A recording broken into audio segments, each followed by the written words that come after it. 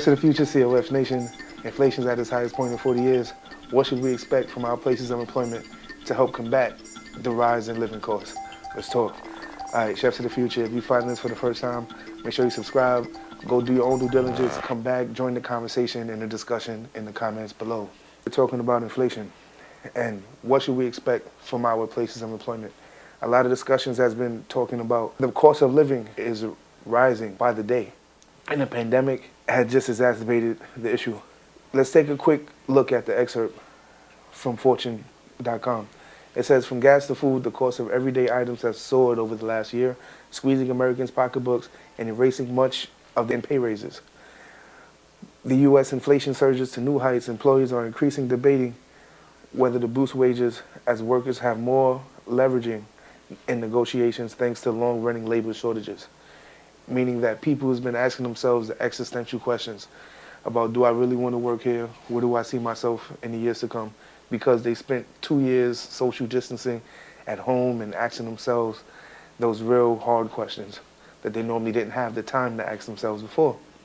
So now they're going back to work and they're realizing that this is not the place they want to be. So a lot of establishments is having hard time filling the positions. That gives the workers that do want to work more leveraging negotiations when it comes to things that they need, things that they expect from their jobs. One thing to try to wave as a carrot is a bump in pay.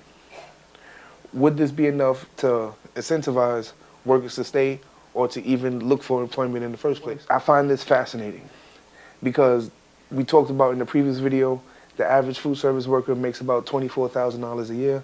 So that equates to about $524 a week.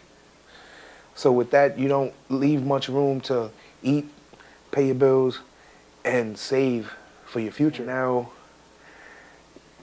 you're talking about adding what experts want, a 4% raise, a 2 to 4% raise, which equals out to about $20, $27, something like that. Now with that, that may not seem like a lot, but the average food service worker, as we discussed prior, is $13 an hour in New York State.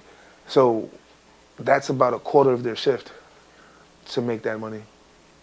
But I don't know, maybe I'm overthinking it. I very much so just wanted to spark the conversation, as we always do, and join the conversation below. I'd love to know your thoughts, and we out.